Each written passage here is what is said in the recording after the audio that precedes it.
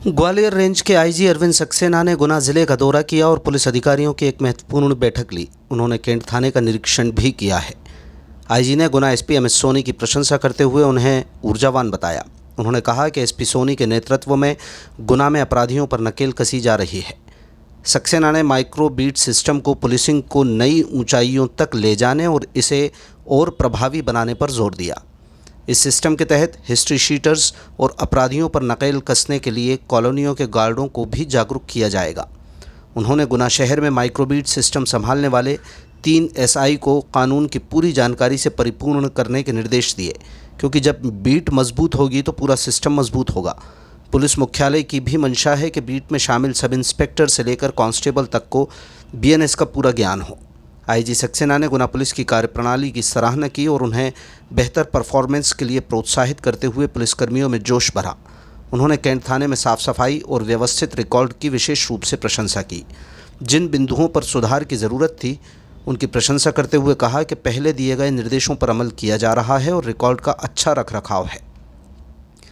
विभिन्न घटनाओं के दौरान चक्का जाम करने वाले और इस दौरान पुलिसकर्मियों के साथ अभद्रता और कानून व्यवस्था प्रभावित करने वाले लोगों को लेकर आईजी ने सख्त रुख अपनाया। उन्होंने कहा कि ये कृत्य अपराध है और ऐसे लोगों पर बीएनएस के तहत केस दर्ज किए जा सकते हैं। हाल ही में जामनेर क्षेत्र में हुई एक घटना का जिक्र करते हुए उन्होंने कहा कि पुलिस सभी पहलुओं पर ध्यान देती है, लेकिन अगर किसी का उद्देश्य भावनात्मक से ज़्यादा आपराधिक होता है तो सख्त कार्रवाई की जाएगी।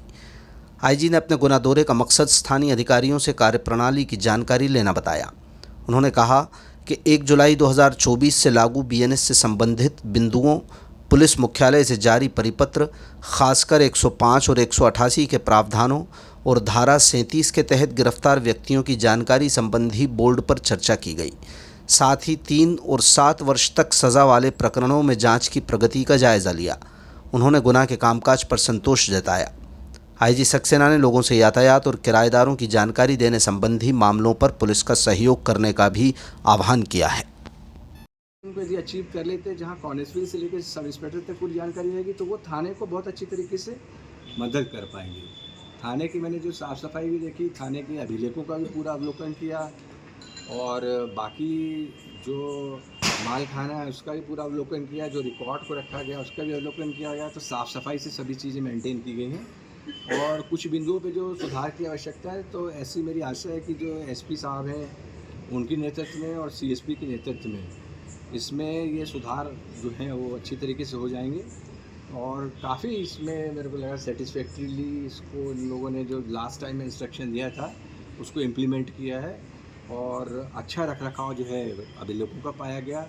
अच्छा रखरखाव जो अन्य एस्पेक्ट्स रहते हैं, नस्तियाँ रहती हैं, उनका पाया गया।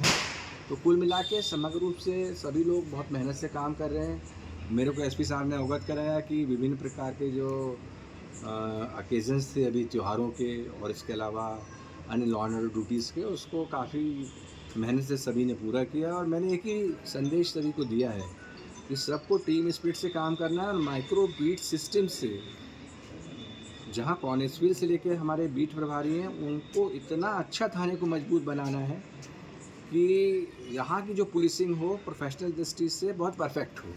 तो यही मेरा ऑब्जेक्ट है, जिसको अचीव करने के लिए मैं पूरी तरीके से आशावान हूँ। जिस ढंग से हमारे पुलिस अधीक्षक अंकित सोनी जी काम कर रहे हैं वो भी लगातार इसमें अच्छे रिजल्ट्स दे रहे हैं और मेरे को ये पूरी आशा है कि जो टीम वर्क के साथ साथ जिस परफेक्शन तक मैं जाना चाहता हूँ आगामी जो मेरी विज़िट रहेगी उसमें सभी लोग ये अचीव करके देंगे, क्योंकि लास्ट विज़िट की अपेक्षा बहुत अच्छा इम्प्रूवमेंट कई एस्पेक्ट्स पे और कई जो रिकॉर्ड के रखरखाव संबंधी बिंदु थे, कानूनी बिंदु थे और जो अद्यतन रिकॉर्ड की स्थितियाँ उसमें मैंने यहाँ पे पाया है।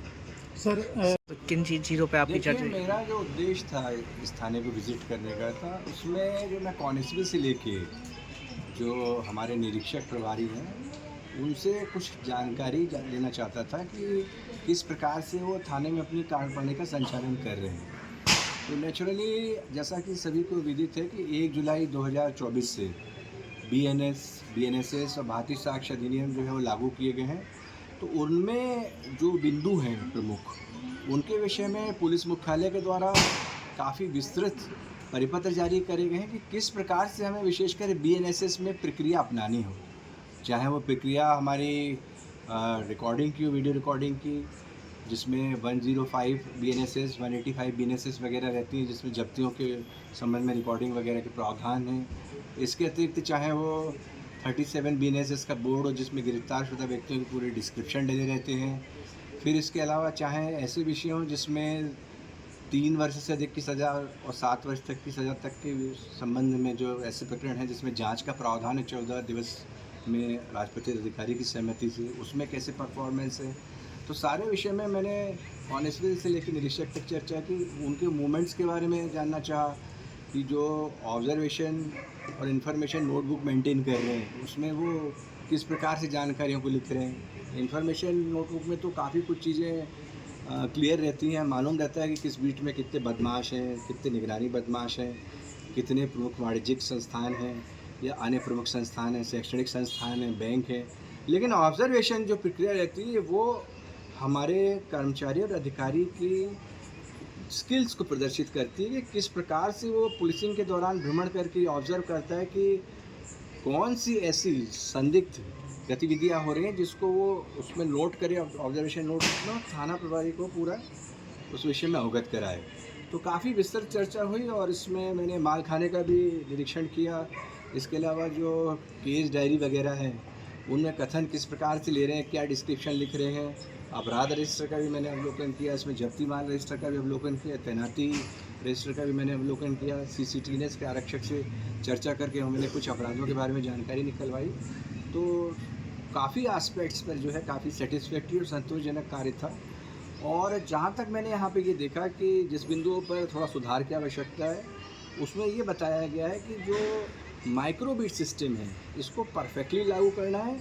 और माइक्रोबीट सिस्टम में जो हमारे 3 सब इंस्पेक्टर हैं वो 3 सब इंस्पेक्टर एक प्रकार से अपने अधीनस्थ ASI, प्रधानारक्षक और कांस्टेबल जो माइक्रोबीट में हैं उनके पास, उनको पूरी अच्छी तरीके से हर विषय में पारंगत बनाएं, चाहे वो कानून से संबंधित जानकारी हो, चाहे जो जानकारी उनको संकलित करनी है उससे संबंधित जानकारी हो। एक स्वस्थ मतलब कंपटीशन मैं चाहता हूँ कि थाने की जैसे 3 बीट है यहाँ पे तो तीनों बीटों में हो, जिसका ऑब्जेक्ट मेरा ये रहेगा कि सभी लोग अच्छे से अच्छा परफॉर्म करें, क्योंकि जब हमारी बीट मजबूत होगी तो निश्चित रूप से पूरा सिस्टम मजबूत होगा।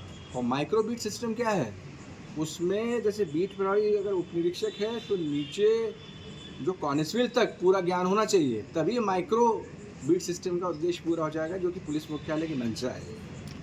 जाम के दौरान जो लोग होते हैं वो पुलिस के साथ अभद्रता करते हैं, मारपीट करते हैं, सर उनके खिलाफ क्या अभी तक आपके द्वारा कार्रवाई की गई है? सर उनके देखिए, इसमें जो है रूल ऑफ लॉ बड़ा स्पष्ट है। यदि कोई शासकीय सेवक या लोक सेवक के कार्य में किसी प्रकार की बाधा डालता है तो इसके लिए इस प्रकार के जो कृत्य को अपराध के रूप में परिभाषित किया है। कोई हमला करता है उसको भी परिभाषित किया गया है, तो BNS के तहत उसके खिलाफ मुकदमे बिल्कुल कायम करे जा सकते हैं। यदि चक्का जाम करता है, रोड ब्लॉक करता है, तो वो सदोष अवरोध है एक प्रकार से। सर जामनगर में एक मामला हुआ था, एक महिला एक SI को धक्का देती नजर आ रही है सर, देखिए चक्का जाम करके। कई बार हमको ये भी आकलन करना पड़ता है कि इमोशनल बस्ट, यदि किसी व्यक्ति की मृत्यु हुई है उससे संबंधित परिजन कई बार इस प्रकार का व्यवहार कर जाते हैं अचानक भावनात्मक आवेग में, तो उस मामले को भी हमने अभी एक प्रकार से कोई जांच रिपोर्ट डाल के जांच में रखा है। अगर उसमें मुझे ऐसा लगा कहीं जांच में, और पुलिस अधीक्षक उसका पूरा एग्जामिनेशन करा रहे हैं कि उसमें कोई क्रिमिनल एलिमेंट है जिनका उद्देश्य गलत था, भावनात्मक आवेग ना हो कि उनका जो उद्देश्य आपराधिक उद्देश्य था, तो उनके खिलाफ सख्त से सख्त कार्रवाई में इंश्योर करें। सर अधिकतर देखने को मिलता है हर विभाग में स्टाफ की कमी होती है, ऐसे ही पुलिस विभाग में भी थाने पे स्टाफ की काफ़ी कमी है, तो उसको किस तरीके से पूर्ति की जाएगी? निरंतर पुलिस मुख्यालय जो है पुलिस महानिदेशक महोदय के नेतृत्व में प्रयत्नशील है, और आपने देखा होगा इसमें कि 7,500 पद सृजित हुए हैं और उससे हमें बड़ा लाभ मिलने वाला है।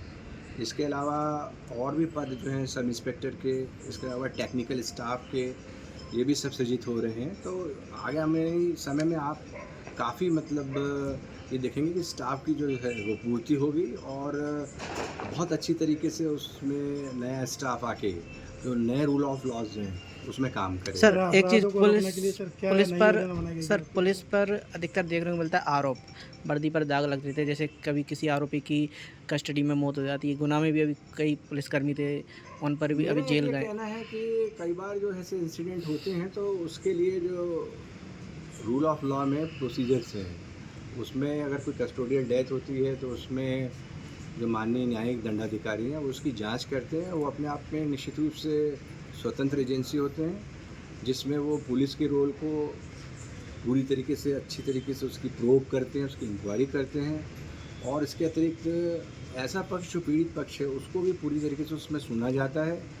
और पीएम रिपोर्ट्स वगैरह जो है उसमें पूरी डॉक्टरों के पैनल द्वारा बनती हैं। इवन जो है पंचनामे की वीडियो रिकॉर्डिंग भी माननीय न्यायिक दंडाधिकारी हैं जो सक्षम उनके समक्ष होती है, तो वो बड़ी ट्रांसपेरेंट जांच लेती है। और इसमें जो भी उनके द्वारा निष्कर्षात्मक रिपोर्ट आती है वो डीजे साहब के माध्यम से पुलिस अधीक्षक को प्रेषित की जाती है और उसके आधार पर जो कार्रवाई सुनिश्चित की जाती है। सर रात्रि के समय के पुलिस की बड़ी समस्या बनी हुई है, क्योंकि रात्रि में पुलिस की कमी काफ़ी रहती है। पहले भी आप आए थे, जब भी आपने कहा था कि व्यवस्था की जाए, पर अभी तक सर ऐसा देखने को नहीं मिला है। नहीं, देखिए मैंने जो कंपैरेटिव एनालिसिस किया है अभी, जो विभिन्न प्रकार के अपराध हैं, विशेषकर चोरी के हुए वाहन के या फिर आवासीय परिसरों में चोरी के हुए और अन्य प्रकार के अपराधों में, तो मैंने कंपैरेटिवली ये देखा है कि जो गुना में कुछ विशेष प्रकार के जो संपत्ति संबंधी अपराध हैं उसमें निश्चित रूप से कमी आई है। और इसमें अपराधों के खुलासे हुए हैं, मतलब उनको अगर कई बार अननोन अफेंडर्स रहे हैं, अननोन अज्ञात अपराधी रहे या आरोपी रहे, तो उनको पकड़ा भी गया है त्वरित गति से। समाज में जो है वो अपराध अगर करने की प्रवृत्ति है तो पुलिस का काम है और शिकंजा कस के उसको डिटेक्ट करना। वो काम यहाँ पे अच्छी तरीके से हुआ है। कई मैंने देखा लूट के अपराध थे संगीन प्रकृति के, कई नकबजनियाँ हैं, वाहन चोरियाँ हैं, उसमें अच्छा जो परसेंट है वो खुलासे का या उनको स्थापित करने का जो आरोपी जिन्होंने इस प्रकार के अपराधों को अंजाम दिया है। तो कुल मिला के पुलिस लगातार प्रयत्नशील है। और जैसा कि मैंने बताया कि जो माइक्रो बीट सिस्टम है इसका प्रॉपर जो इम्प्लीमेंटेशन है वो पुलिस को जो पुलिस व्यावसायिक पुलिसिंग की नई ऊंचाइयों तक ले जाएगा। और मैंने यही एक्सपेक्ट किया है कि आरक्षक से लेकर जो निरीक्षक से चर्चा करके कि वो पूरी तरीके से इसमें इंग्रॉस हो जाएं, इन्वॉल्व हो जाएं और माइक्रो बीट सिस्टम के तहत इतने शक्तिशाली हो जाएं वो कि हर एचएस को, हर गुंडे को, हर ऐसा संस्थान या हर ऐसी कॉलोनी जहाँ पर मतलब लोग प्रॉपर्टी संबंधी ऑफेंसेस कर सकते हैं, कैसे वहाँ के गार्ड्स को संवेदनशील बनाना, कैसे उनको जागृत करना, कैसे उनको एजुकेट करना कि वो अच्छी तरीके से वहाँ निगरानी रख सकें। तो कॉन्स्टेबल से लेके जो हमारी बीट प्रणाली तक मैंने ये समझाया है। और निश्चित रूप से आपको माइक्रो बीट सिस्टम ये परफेक्टली जब लागू हो जाएगा तो बहुत शानदार परिणाम देखने मिलेंगे पुलिसिंग के। और इस सब में मैं चाहूँगा आप लोगों का भी पूरा सपोर्ट रहे। कहीं आप लोगों को ऐसी गतिविधि दिखती है तो हमारे नए पुलिस अधीक्षक पर्याप्त ऊर्जावान हैं, ये निश्चित रूप से इसमें सक्रिय रहेंगे। हमारे जो सीएसपी हैं वो भी जो है ऊर्जावान हैं, तो वो भी निश्चित रूप से आप लोगों के द्वारा भी अगर कोई बिंदुओं पर ध्यान आकर्षित किए जाते हैं तो उसको कॉग्निजेंस में लेके अच्छे से अच्छे रिजल्ट देंगे। और मैं फिर प्रोटेस्ट करता हूँ यहाँ के जो प्रबुद्ध नागरिक जन से कि पुलिस को बिल्कुल वो अपना समझें। गुना पुलिस उनकी सुरक्षा के लिए निरंतर तत्पर है। हमें कुछ मतलब पर्टिकुलर एस्पेक्ट हैं जैसे यातायात हुआ, इसके अतिरिक्त मतलब समय समय पे किराएदारों की जैसे जानकारी देना, उसमें भी वो लोग जो है ऐसा सहयोग प्रदान करें ताकि हम अपने लेवल की कार्रवाई से और पुलिस सिस्टम को व्यावसायिक रूप से दक्ष बना सकें। जो दक्ष है, लेकिन मैं चाहता हूं कि वो ऑप्टिमम दक्षता अर्जित कर ले।